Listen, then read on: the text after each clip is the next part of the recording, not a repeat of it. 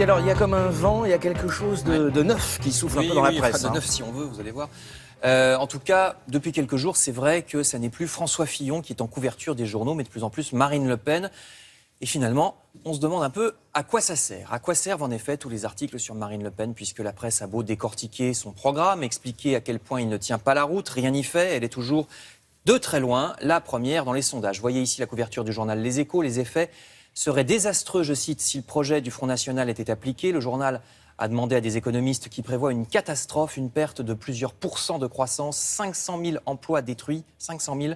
Et si la France quitte l'euro, comme le souhaite Marine Le Pen, eh bien ça rendrait complètement incontrôlable la dette de la France, puisque notre dette est empruntée en euros auprès des banques. Donc ça explose, ça ferait exploser notre dette mathématiquement. Et puis, il n'y a pas que l'économie. Toujours à propos du FN, vous lirez ce matin dans plusieurs journaux des articles sur le film Chez nous, par exemple ici dans Libération ou La Croix. Alors c'est un film, une fiction, mais qui décortique bien, là aussi, les méthodes du Front National. Vous voyez ce qu'en dit La Croix, la phrase en rouge.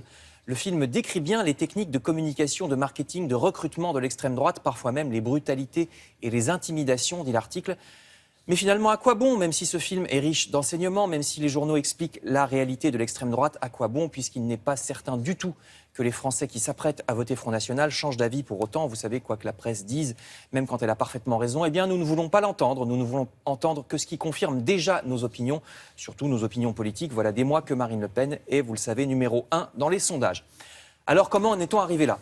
Là aussi, les journaux ont des réponses. Première réponse, en couverture du Parisien aujourd'hui en France, reportage à Compiègne, au nord de Paris, dans une cité abandonnée aux dealers.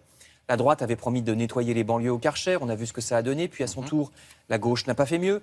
Dans cette cité de Compiègne, le bailleur social n'a plus d'autre solution que de faire déménager des familles. Je ne veux pas avoir de mort sur la conscience, dit-il, le président des HLM.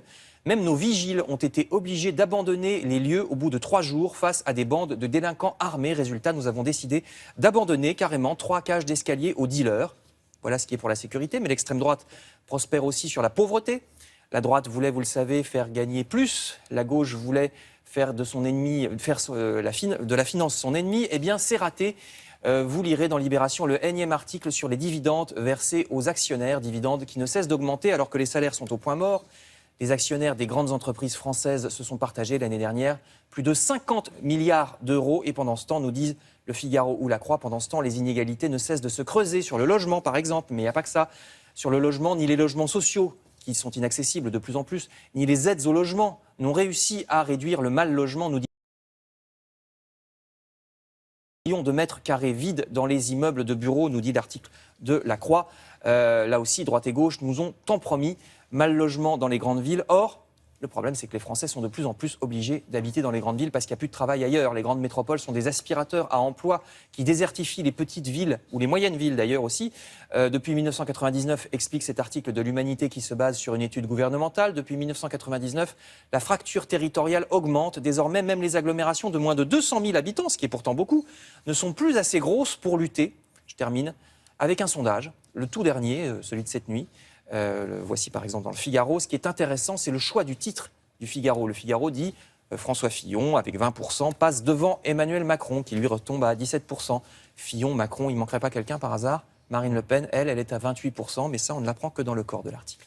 Oui, et c'est justement ce qui fait peut-être la fracture que vous évoquez, le fait que tout à coup, les électeurs de Marine Le Pen se disent « Tiens, c'est marrant, on ne nous parle plus. » Donc si on ne nous parle plus, c'est qu'on nous correspond.